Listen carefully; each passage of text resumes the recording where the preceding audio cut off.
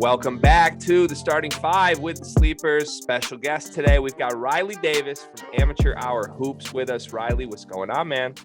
How's it going, y'all? Glad to come on y'all's show. I always enjoy listening to the Starting Five. Good way to kick off my weekend on Fridays, figure out, get a little recap what's going on in sports. So appreciate y'all having me on. Sir, love the vibes, man. Riley is a recent good friend of ours. We always have a good laugh on Twitter as well. He's a big fan of our NBA player comparisons and has some of his own that he pulls out all the time. So very happy to get him on the show. And I'm also loving the NBA Jam shirt, by the way. I did not get to mention that, but appreciate that. We got some love for LJ and Alonzo Mourning. Okay, I love that. I thought I was going to be making the biggest fashion statement with my traffic cone sweatshirt, but I guess it's you. I'm fine with that though. I got to represent the old school Hornets. I mean, I think these dudes were playing in Charlotte before I was born, but I still got to represent. Respect. We told Carter before we clicked record on this episode that he looks like a member of the Astros bullpen, which I'm standing by right now. I don't think that's a good thing either, Cart. Not to slander too much. But I do have a nasty changeup if no one knew that about me. But that's it. All right, we're going to do some NBA playoffs at the top. We have to talk about the team that won the lottery. And then we're going to pivot to some college basketball recruiting news and some North Carolina Tar Heel discussion with a big Tar Heel fan on the phone today. But first, Suns Clippers 2-1. Clippers continue to be incredible when they're down 2-0 in a series. Get it done without Kawhi Leonard. I do have to just mention, you guys, Chris Paul returned, and they are 0-1 this series. They are 2-0 without Chris Paul, but continue to tell me he's the MVP of the league, and Chris Paul's this crazy guy who's changed everything for the Suns. I'm a little raising the eyebrows right now, but anyways, Suns Clippers 2-1. Carter, thoughts? First of all, this is no need to bring up your agenda, Greg. Let the CP3 thing die. This is not an agenda. I know that you can do things to fuel the agenda. This is not an agenda starter. Basically, this man has not played basketball or done anything in like 11 days. 3 days? I'm speaking. He gets thrown into the lineup. The team is playing very well. It's an adjustment. The Clippers' backs are against the wall. He hasn't played in a while. I mean, it's something that can happen. You insert a point guard, someone's going to have the ball the whole time. Book's trying to adjust with a mask on. He hasn't been playing well these past 2 games. I think he's shooting like 27% from the field and 3 these past 2 games. They just had a terrible game, and the Clippers got it done with their backs against the wall. So let the agenda die. Still got Suns in 6. That's all I'm saying. You yourself said we never let agendas die, Cart. I'm just saying, as a casual observer of the NBA playoffs, I noticed a lot of standing and watching, a lot of Chris Paul being a step slow, a lot of poor decisions last night. I don't love it for the Suns. Riley, what do you make of all this? Tell this man he's crazy, Riley. You're crazy, G. I think Chris Paul has been so good this playoffs. You can, aside from those first 2 games against the Lakers when he was hurt, he's been passing the rock so well, finding his teammates, setting them up, making sure DeAndre Ayton gets taken care of, hitting pretty much every mid-range shot he's taking. I love CP3, so I'm a little biased, but I'm siding with Carter here that he probably was a little rusty last night. But I'm even going to go bolder and say I think Suns get it done in 5, get a little gentleman's sweep going on, close out on their home court. Sheesh. I think Carter and I would both approve of that if that happens. We got to bounce the Clippers out of here. Yeah, I'm so tired of the Clippers. Very true. Very true. Also, G, I do got to make a point, though. I do agree with you. The CP3 MVP talk is still blasphemous, and always has been. Just saying. Yeah, it already was blasphemous, but if it couldn't be any more blasphemous than it already was, here you go. Just watch this. They have been great without Chris Paul for 2 games. It's not like he elevated this team that was so horrible. The bubble Suns were great. Let's not forget that. The Suns were going to make a jump regardless of if Chris Paul was there. Chris Paul's a huge part of it. He is. He's a huge part of that. I get it. He's the guy that took them from a team that would have made the playoffs to a team that's about to make the finals. But at the same time, don't act like Devin Booker and DeAndre Ayton and even the role guys, Bridges, Crowder, weren't going to be a good team. They weren't, but the fact of the matter is CP3 is making those dudes a lot better. And I would even argue that CP3, along with Booker, are making DeAndre Ayton a lot of money this playoff series. I am giving him credit for doing what he's doing, but they're making him a lot of money this playoff series.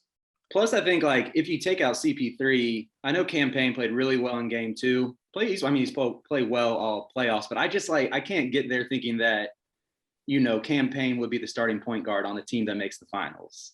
Right. It just seems like eventually it's gonna time out. And I admittedly I felt that same way about Reggie Jackson, and he just keeps draining everything he shoots. I don't get that. What is that? Why does Reggie Jackson like a go-to scorer guard now? I haven't seen that since his OKC days. Like, did you hear Paul George's comment in the post-game interview last night where they were like, you and Reggie are really close friends. What does this moment mean for you? And he was like, well, man, back when I was in Indiana and Reggie was in Detroit, like we would just call each other at night talking about this day. How would we get to this day? How could we dream about this day? I just got sick to my stomach. Speaking of, I need the 2 Pistons fans to weigh in on Pistons legend, Reggie Jackson. That dude robbed us everything we had, robbed us blind. Listen, I don't care what Reggie Jackson is doing right now. Take it from me. This man was ass. He was a 2-pack of ass. He was so bad. He was bad offensively. He was bad defensively. He was ugly. He brought nothing positive to the team. We gotta go that far. Like, come on. Sorry, shut up. He pissed me off. I hate watching that dude play basketball. He didn't know how to play the right way. It was terrible. I share your hate. Go ahead, Riley. I was just going to ask, when he got traded to the Pistons, I can't remember his entire journey. I just remember when he first got traded from the Thunder, he tweeted out the smirk emoji. Was that when he got traded to the Pistons? Like he was about to take over the franchise. It was. I share your passionate hate for Reggie Jackson, but it's not because he is an ugly man. It's because he's the most replacement level point guard in the league. And if there's one thing I hate in backcourts, it's replacement level point guards. Like, you need a star in the backcourt, or you need a young guy who could become a star. Like if you just have a veteran who is so average, like you're never going anywhere. And that's who Reggie Jackson is. Credit to him. I think he does have a clutch gene. I think we saw that in regular season games in Detroit from time to time, and people would cry and make videos about it when he won a game in February. But here he is in the playoffs, kind of doing his thing, but like you can't win a title if Reggie Jackson has to do his thing for you to win series. So I don't know. We'll see. I hope the Suns close it out. I kind of hope it goes 7 just so we get more basketball. Like that's the positive news, but I don't know. I'm on Chris Paul alert right now, you guys. If they lose game 4, we gotta wave a flag here. And we got to get some people talking about this. So when they win game 4, then we'll talk. Then. Yeah. Okay, that's fair. All right, moving on to from one agenda to another. Trae Young, we have to talk about this. I'm going to give my little piece, and then I'm going to throw it to you guys. But I'm at battle on Twitter with a lot of people this week because I cannot understand why Trae Young is not widely accepted as at minimum a top 10 player in the world right now. And anytime someone even approaches saying that, if you say he's on the level of Luka Doncic, if you say he's on the level of Jason Tatum, which is exactly where I have him 9th, around that area, right in line with Doncic and Tatum, people freak out and talk about, oh, if anybody else had his supporting cast, they'd be doing the same thing. Which I get it. The Hawks have a lot of good role players. They're hooping. Trae Young helps them hoop. But every team that's ever made a finals run has had multiple all-stars. Trae Young, I tweeted this. Trae Young will be the second player, if the Hawks make the finals this year, to make an NBA finals without another all-star on his team. The only other person to do it was LeBron James in that 2007 Cavs team. So, like, this is not some historically great supporting cast. They play really well together. They're really fun to watch. But Trae Young's going for 48, 11, and 7 as a 22-year-old in the conference finals. And I just can't believe people don't universally love this man and think he's a top 10 guy right now. Why am I crazy? Someone explain it to me. Riley, I want you to go first. I need to just take that all in. I need a all right, well, you might have to explain why I'm crazy because I'm with G on this one. I love Trae Young. I think, like, I tweeted this last week while watching him versus the Sixers. It's like every time he wants to get in the lane, he's beating his man off the dribble. he makes it look so easy, and maybe it just catches me off guard because he's like so skinny and he's, I don't know, 6'1", 6'2". I don't know what he's listed at, but just seeing him like take dudes off the dribble like it's nothing. I mean, obviously an incredible passer, throwing off the backboard alley-oops. And I think like that confidence that he's had, it stood in a stark contrast to the entire Sixers roster in Game 7. It's already going down against Giannis in Game 1, where you have Giannis looking like he's about to pass out every time he goes to the free throw line. Meanwhile, Trae is shimmying before just draining a three. Sometimes he gets a little wild. I thought he did take some wild threes down the stretch of Game 1, but like I'm definitely approaching Trae Young top 10 levels of love alongside G. See, Thank you. G, I'm not mad at you for putting Trae Young top 10. That is okay. But the fact of the matter is, for some reason, at some point in like NBA Twitter and basketball Twitter, it was like put into the commandments that you can't give someone else credit without putting someone else down. Like, we can't praise Trae Young without putting Luka Doncic down. Like, why can't we just praise Trae Young? Because I have always been a fan of Trae Young, even when people were just going off like, he doesn't know, he plays basketball the wrong way, he just foul hunting, da. I was always in the crowd like, hey, just stop fouling. If you're that pissed about it, like, that's an art form. There's a lot of NBA players that are great at getting fouled. This is a great run by Trae Young. But since people want to make these comparisons, there's a big difference between a whole ass John Collins, Kevin Herter, and Gallo. Don't do it. Dorian Don't do it. Finney-Smith. Don't do it. No, that's Kristaps not. Porzingis and all.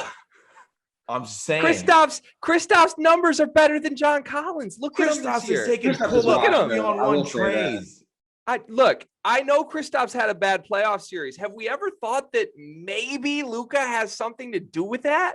You're right. Luka sucks. Trade Luka. No, Luka doesn't suck, but Kristaps Porzingis was relegated to just being a stand in the corner, catch and shoot guy. That's it. This man was an all-star. He still averaged 22 and 9 this year. It's not his fault. He's a catch and shoot guy in the corner. He literally rolls to the corner.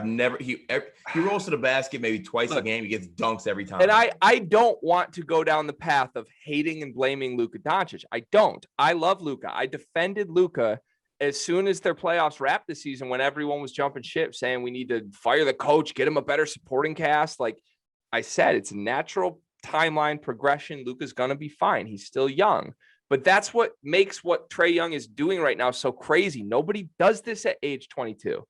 Nobody does this at age 22. It's impressive. It's impressive. But all I'm saying is that Atlanta front office, big ass greater than sign than the Mavs front office. Mark Cuban's too worried about finding the next great thing to put on fucking Shark Tank. He's not worried about getting Luka a supporting cast. That's why he's throwing out Dorian Finney-Smith and Maxi Kleber out there while he's out there fighting for his fucking life. I just think it totally ignores the fact that Kristaps, Josh Richardson, THJ have all had individual seasons that are better than Kevin Herter's career best season. Okay, but did you ever take a second to think like maybe like those guys just had a bad season? Like sometimes guys have really bad shooting seasons. That magically happens? Fault? It's got to be someone's fault. It's not just like everyone on that team snapped their fingers. What about the actual player's fault? What about the actual player's fault? It might be their fault, but there's something in the water with Dallas. But again, this isn't about Dallas. The reason Luka comes into this conversation with Trae Young is because for his entire NBA career, they've used that trade to clown him. And when I say they, I mean every NBA fan on Twitter. Like if Trae Young had a good game, it's like, but they still lost the trade. Like he's never, no matter what Trae Young does, I can't believe the Hawks gave up Trae Young or gave up Luka Doncic for Trae Young. And like at this point, I don't know how anyone can stand by that and say that there's a definitive win for one side or the other. They're on the same level as superstars. And that's all I want acknowledged. And when we collectively get there as NBA fans, then I'll stop the shade. But until we get there, you better believe every time Trae Young goes for 50 and 10 in a conference finals win at age 22, I'm coming back with shade for Luka Doncic because people owe Trae Young more respect, Hart, and that's where I'm at. I think part of the piling on, always chime in on how they lost the trade was people just love to hate on Atlanta sports teams too. Whereas like Trae Young could very well put that notion to death. He might be in the midst of doing that right now if he gets into the finals. I think we might have to chill with the Atlanta slander for a little bit. I mean, honestly, that's my favorite part of this Trae Young like run. is that he just has like all these moments, like at the Garden, taking the bow, staring at the crowd in Philly, like walking off the court when he wins that game 7. Game 1, he's hitting shimmies in a 5-point game in the Eastern Conference Finals. He's throwing it off the glass. Like he's just fun player to watch. Mm-hmm. Now, because people are making the comparisons and people are saying this, I just want to go on the record that if I have to pick between Luka Doncic and Trae Young, I'm taking Luka. I just want everyone to take their stance now. Riley, congratulations. take your stance as well. Congratulations. Don't say the wrong one. I'm taking Trae Young. I'll go there. I'll go there. I'll roll with the recency bias with you. I'm taking Trae. I'll go there. I just think, what this man has done this playoffs is something that I think I can only say I've seen a handful of guys in NBA history do. Luka was after a triple-double.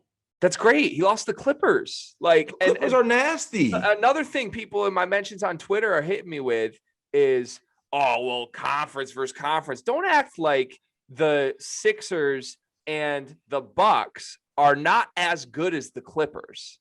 Like those teams, not. They are. The Bucks are better than the Clippers, I think, but the Sixers are not better than the Clippers.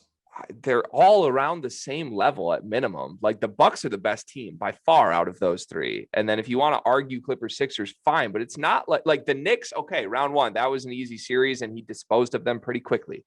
Like I don't get it. I don't get why do we got to jump through hoops to make things harder on Trae Young? Just accept who he is. You would have swore that Trae Young and them are going to the finals. They won game 1, right?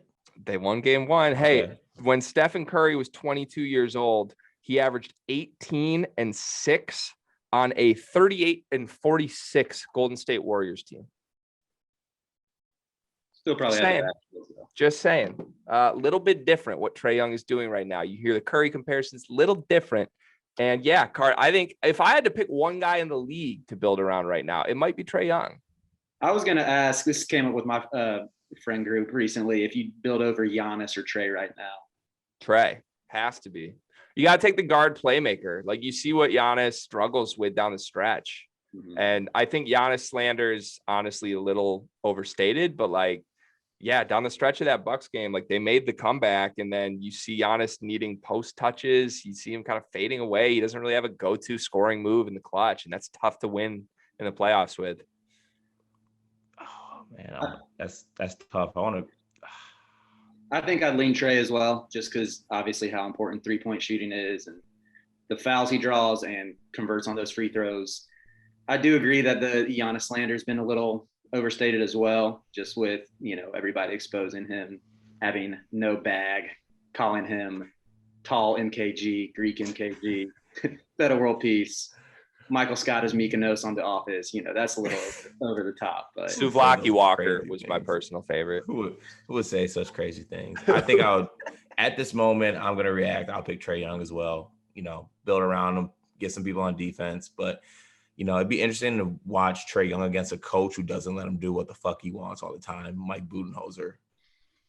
Just saying. What happens first? Luka Doncic wins a playoff series or Trae Young wins an NBA Finals? Luka Doncic wins a playoff series, and Luka Doncic will actually win a ring before Trae Young. Whoa. Yes. Okay. Be careful. You owe me a couple bet punishments still, so I don't think you want to throw too many accusations out. Yeah, I'll wait till I pay my last one before I make a new bet. All right. Let's move on to something that at least 2 of us on this call can agree with and celebrate together. The Detroit Pistons won the NBA lottery. Oh my God, it's like a breath of fresh air. Carter, just take the mic, man. Listen, I've been through a lot. We talked about it earlier. Reggie Jackson. We've been through the Josh Smiths. I watched Mason Plumlee, Jahlil Okafor pick and rolls. I've been through a lot, okay? And we deserve this. We needed this. We haven't had, I literally can't even remember the last franchise impacting player that we had. This is good for the city. It's good for all the fans. I'm just excited. I don't care what happens next year. I hope we suck again so we get another top 5 pick. But I'm starting to build the hype train. We literally have light-skinned Luka Doncic coming to us. He's the second coming of Grant Hill before the knee injury. He's also the second coming of Jason Tatum. He's going to change the franchise. 5 to 10 years, we're going to win a ring. Those were three wildly different player archetypes you just compared him to. It could be either the three. Best case scenario is Luka. Worst case is Grant Hill. How about that? Okay, I'll live with that. I mean, yeah, huge moment for the franchise, huge moment for the city. I screamed. I was shocked, but also like if you talk about a rebuild, this is one of the best rebuilds in professional sports history that I can think of. And they're far from done, right? We have to see Cade in a uniform. We have to see what he can do. But like, if you go from where we were a year ago, if you remember our starting five a season and a half ago to where we are now, the entire roster's new. We've got 4 projected starters who just finished their rookie or just their first season as a Piston in Jeremy Grant's case. You signed an all-star in Jeremy Grant that's playing with the Olympic team that everybody clowns you for. You've stacked up picks. You've made all the right picks. The Sadiq Bey and Isaiah Stewart picks look fantastic in hindsight now. The only thing that's even questionable at all was the Killian Hayes pick. And like Killian Hayes is still pretty promising as a facilitator and as a defender. I love the fit between him and Cade. So this has just worked as perfectly as it possibly could have for Troy Weaver. I give the staff a lot of credit. And for the first time since before I had my driver's license, I'm excited about the Detroit Pistons. And that feels great.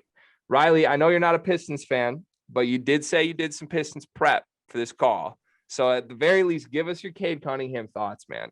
Hey, just know if you have any bad words about our young king, we will edit it out. Okay. So, but you can go ahead. No, you won't hear me say anything bad about Cade. I love Cade. I've loved Cade since I watched him at Montverde. I've honestly loved him since I read that his name was Cade Cunningham. I mean, that's like that is a perfect superstar name. Like if your name is Cade Cunningham, you're gonna be good at sports. And but I watched a good bit of Oklahoma State this year. Loved what he did for them. And I mean, you know, obviously going into the season, everybody talked about how good his vision was. And you watch his highlights at Montverde, he's like leading dudes like a quarterback, you know, passing to the open space and his guys there to catch it. Transition buckets, gets like legitimately creates for others. But I was so impressed at Oklahoma State throughout this year, his shooting off the dribble, his ability to shoot pull-up threes and shoot that at a pretty high clip. Yeah, I really was a little disappointed how they flamed out in the tournament because I really wanted to get like the Cade train, that hype train really going and see him maybe make a little run for the Final Four or something. But I mean, if you watch them all season, you can't think that he's not going to succeed right away. I think like DNA, attitude, leadership checks all those boxes as well. And really his vision is just special. Yeah. And I think one of my favorite parts of Cade, and just based off the Oklahoma State games I watched this year, and more so in the regular season in the Big 12 tournament, no matter what he was doing earlier in the game, he could be having a really good game or a really bad game. If it was close in like the last 5 minutes, like he went into takeover mode. Like sometimes it didn't work, I would say, but when it got to the last 5 minutes, and it was time for someone to take over, he was getting the ball, he was making the play, or he was making the shot or making the pass. He wanted that moment. And for the most part, during the regular season and the Big 12 tournament, he was making it happen. Like he was winning them games. So I'm very excited. Like Greg said, the fit next to Killian's great. Both light skin, both good haircuts. The aesthetic is great. The names are great. There's a lot of things going for us right now. Yeah. I also think with Cade, just like his defensive upside through the roof also, especially like I haven't looked at what his usage rate was at Oklahoma State. I'd imagine it's pretty high. Imagine it's one of the higher ones of power conference players, but like that Oklahoma State team, they were nasty on defense. Like they contested every shot, deflected everything. And like, you see how Cade bought into that, played within that, even when he was being asked to create so much on offense. I think that bodes really well just for his two-way success for the Pistons. Yeah, he buys in defensively, and I got to eat a little crow here. I have been down on Cade compared to most people this season. I've said all along, I think he's still the number one pick and the best prospect in the class, but I don't know if I see generational superstar like a lot of people say he could be. And the main reason was that I think he's just very visibly athletically limited. Like even the shots he made in college were very tough shots that like, even when he went to create space, he struggled to create space against college defenders. And I worry about how that translates as like a number one scorer in the NBA. However, I watched as much tape as I possibly could on him as soon as the Pistons won the lottery. And I will admit a lot of those concerns are overblown, mostly because he's just so skilled. Like this man is comparatively to the other top picks in the last decade. I mean, I don't want to put the Trae Young comparison on him, but like he's that skilled. His passing is next level. His shot making, his shooting is incredible as just a catch and shoot guy. I mean, at minimum, if nothing else translates, he's going to be an elite catch and shoot off ball player who can attack closeouts and be a 6'8" wing.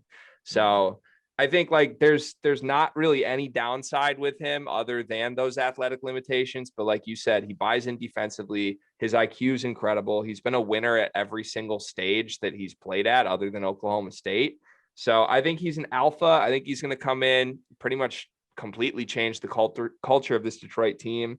You saw it. There's video clips of him. It seems like him and his camp are excited about going to Detroit, which is totally rare. And I just have to add this, though. This is a horrible note to end on, but we've got the Twitter threads, all the jokes about Cade's name, like a sentence and then like a different version of Aid Cunningham. Troy Weaver trades the first pick for James Wiseman. Trade Cunningham. Okay. That is one you could have kept in the drafts. I had to do it. I'm sorry. But it feels good, Cart. It feels good to have excitement back in our lives. Happiness is a great thing, and I haven't felt that in a long time with the Detroit Pistons, so I'm good with the happiness. I'll take it. Let's talk about some happiness that happened for Riley this week. The North Carolina Tar Heels sign Seth Trimble, which I'm happy to talk about Seth Trimble on this call because Michigan was in the running for him. Doug McDaniel commits a week earlier. Seth Trimble commits immediately after Doug McDaniel. Sorry, I almost said Doug McDermott and got very confused in my head because those are two very different players. Trimble's a Tar Heel. He's a bouncy, exciting prospect. What's the Tar Heel view on this? You guys excited? Yeah, so to be honest with you, I know we were recruiting both him and Jaden Bradley pretty hard. And apparently we're still trying to get Jaden Bradley. But my preference between the two initially was Bradley just because I had watched some of his IMG games and thought like his passing was special. And we've really missed a player like that since Theo Pinson graduated in 2018. Just having someone with that vision who can create for others, set others up, tell people like what position to get in. Like Theo Pinson would literally tell dudes like get in the corner and I'm going to get you the ball for an open three. And I thought Jaden Bradley might have that same type of effect. But I will say, done some more just watching Seth Trimble, watching his highlights, watch one of his games against Patrick Baldwin Jr.'s team. And I bought in pretty quick because I think like, he's great on the fast break in the open court, explosive leaper. And I think like when he leaps, it's like artwork, man. It's so smooth. He's so fluid, always perfectly on balance. And I think like he's got a pretty good handle as well. Will beat his dudes with like crossovers with both hands. Looks like a pretty good shooter. That game I watched with Patrick Baldwin Jr., he probably hit 5 or 6 threes and was just like pulling confidently. So I'm pretty excited about him. Also saw him guard Patrick Baldwin Jr. that game too. Not well, but I was like, I like that he's. That's a tough check, but at least he took the challenge. Yeah, exactly. So I'm pumped for him to be in Chapel Hill. And he's definitely got bounce. It's something about that family because he's Takoto's younger brother, right? Mm-hmm. JP's. Yeah.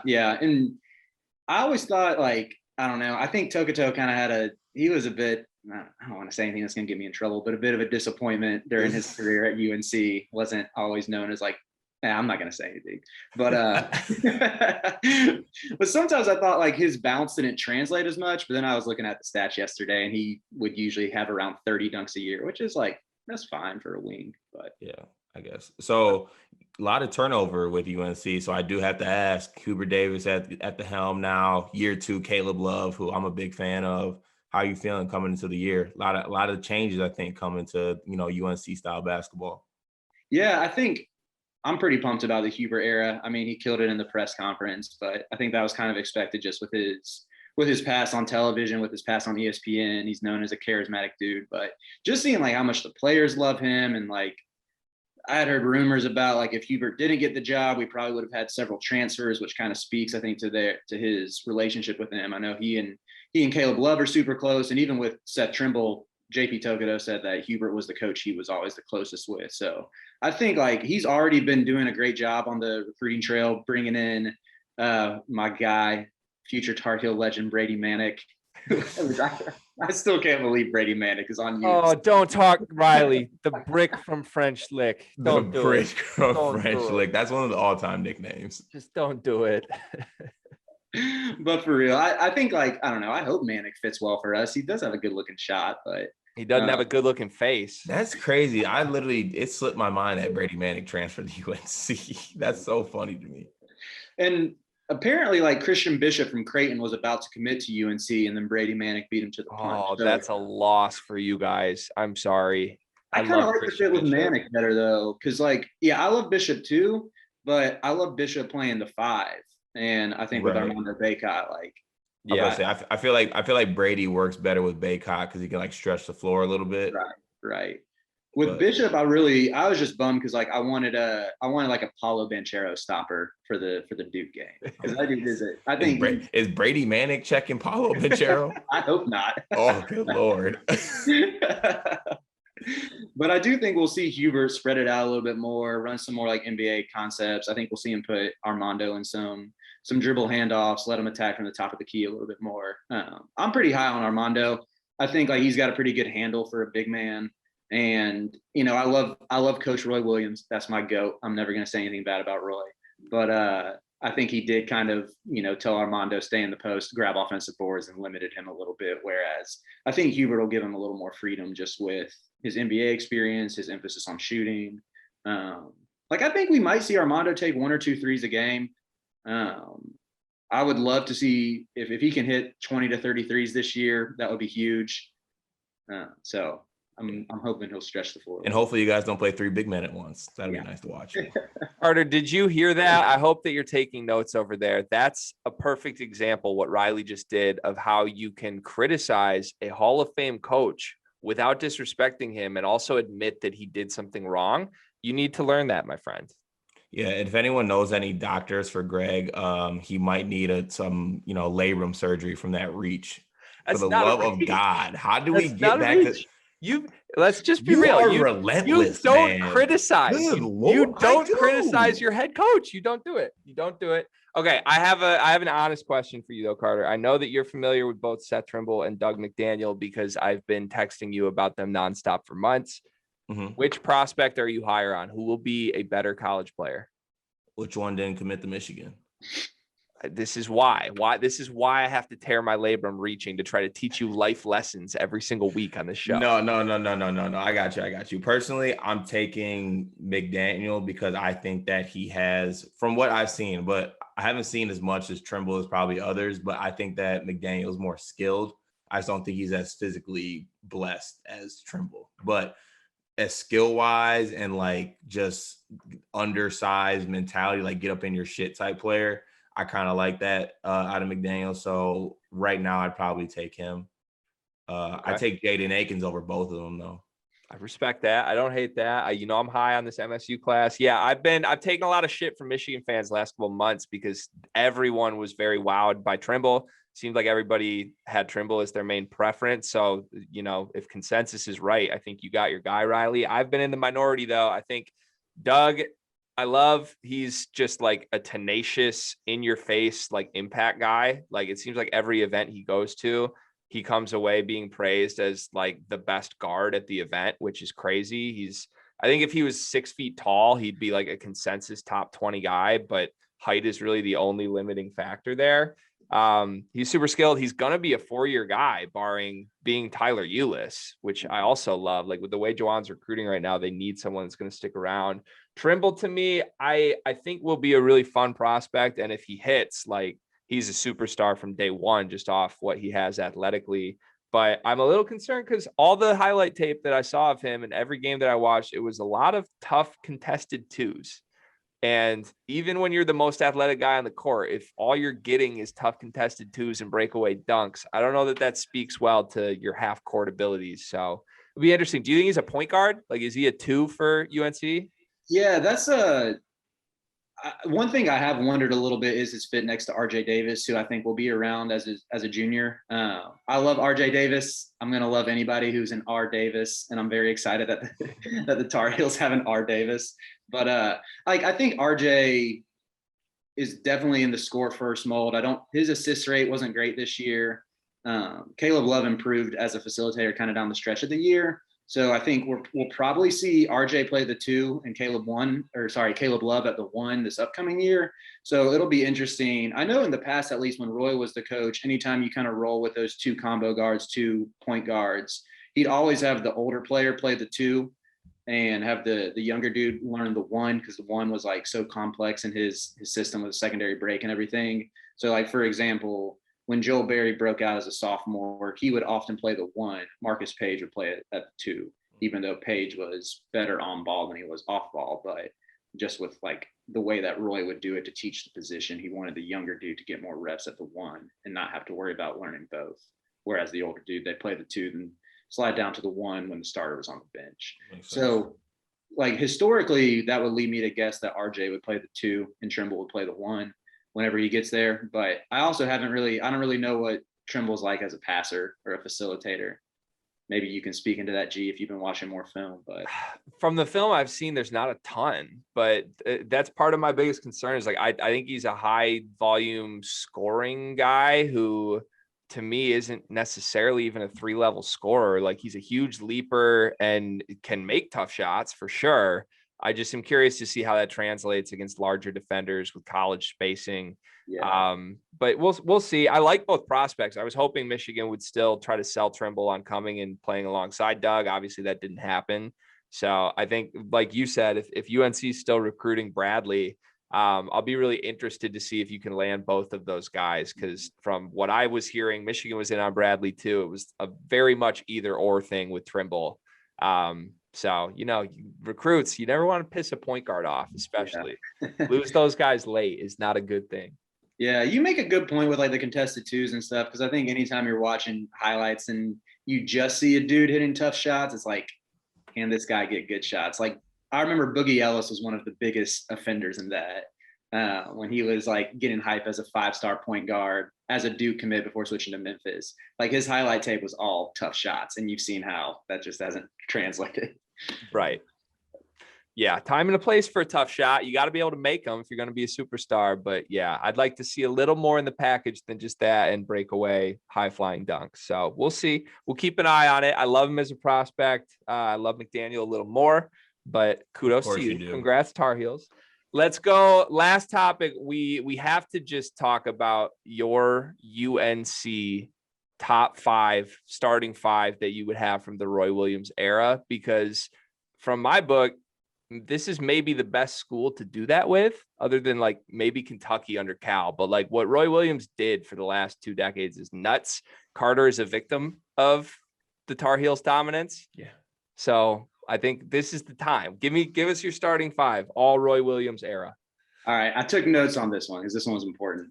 But because I think in the past, when you see people do this, it almost ends up being like a super team of the 05 and 09 teams. And no one ever gives the 2017 team their love. Oh. So I got a little 2017 love on here. I got some I gave some love to some non-title teams as well. But wow. I will say, I think the 2 non-negotiables you have to have are Psycho T and Ty Lawson. You got Hansbrough at your 5, Lawson at your 1. Got to do that. Can't really argue with that. But as I'm building my team, I want to make a little more modern style of ball. So like I said, no offense to Coach Williams, but I'm not running 2 traditional bigs out there. So right. I'm putting a stretch 4 next to Hansbrough. And so, that leaves some of the choices that were considered. Harrison Barnes. Nah. Luke May, do love Luke, but no, doesn't make it. Marvin Williams, I'll throw Jawad Williams a bone by a mention, but ultimately I had to go with Cam Johnson. And I know maybe that's a little controversial, but people are taking the transfer, not even a UNC, not even UNC lifer. He was there for 2 years. 2 years. Okay. And he was on Roy's last good team in 2019, was a 1 seed, people forget. And that team was just so much fun to watch. Plus Cam's jumper was water. had a big game in Cameron that year in the Zion shoe game. I think he put up like 25 and 12. So he's had some legendary Tar Heel moments, doing well, a lotto pick, playing well in this playoff series, get him more shots for the Suns. Wasn't he a 24-year-old lottery pick also? Yeah. How skilled he is. It's impressive as hell. We saw how great that jumper is. So I'm putting Cam at the 4. At the 3, this came down to Wayne Ellington and Justin Jackson, and I gave Justin Jackson the advantage, even with Wayne having the longer NBA career. Justin was the ACC player that year, and I had, like I said, got to get some 2017 representation there. Respect. Oh, he also locked up Malik Monk and Tyler Dorsey in the tourney in 2017, which seemed more impressive at the time before we knew that Malik Monk wasn't really much of anything. But and then lastly, at the 2 guard, this one might also be a little unexpected, but I'm going with Kobe White because he's the greatest one and done of the Roy Williams era. Okay, stop the damn. Are you telling me that Rashad McCants doesn't make this damn team? Because no one likes Rashad McCants because he sold out the university. I love Rashad McCants. It's because you're not a UNC fan. Okay, I'm kind of sick, Rashad. Okay, I guess that's fine. I'm just kind of sick he's not. What's the story? What, just selling out the university from the whole scandal? Mm-hmm. He was the first to report the academic scandal and make some claims and stuff. Hey, he's a trailblazer, man. Give that man his flowers. I actually think he might have reconciled a little bit with the program. Could be wrong on that. Like his jersey is still hanging in the Dean Dome, so they don't hate him that much. That's a pretty nasty team you just put together. Respect to you. Car, who are the snubs? Obviously McCants, but who else? Who you got? I don't know. The thing is, like, am I picking to win or am I picking like dudes I want to like go to war with? Because like Kennedy Meeks is making my team just because I relate to Kennedy Meeks. I don't know. Like, I think Danny Green's making my team. Like Danny Green makes my team. Yeah, I think Danny Green makes my team, but God, you guys had a lot of fucking talent. You had so many good players, man. So many. Yeah, I just felt like I couldn't do Danny Green because I already had like the 209 guys. I considered Wayne Ellington as well. Like that team was just loaded. Sure, you just pick the 09 team and just roll with it and it'd work. Surprised not to hear a Raymond Felton or a Sean May mention. Yeah, I mean that was because, well, to be honest, 05 I wasn't really paying attention. I didn't grow up a UNC fan. From Charlotte, but neither of my parents are from North Carolina, so I didn't really get into it till a little later on in life. But respect. I do got love for Ray just because like you got to give some love to fat point guards, especially due to like somehow gain weight in the NBA season, so and are still hooping. So much respect. And speaking of fat basketball players, Kennedy Meeks. No Kennedy Meeks love here. I thought we might get a mention. He'd come off the bench, I guess, because like he was so instrumental during that Final Four run. You gotta realize, me personally, I'm just looking at the TV screen. I'm like, damn, there's another chunky light-skinned guy. Like I can relate to that. Like I had a special connection to Kennedy Meeks that not many had. So I'll always salute to Kennedy Meeks. Somehow I'm gonna tag him in this episode. He needs to listen to this.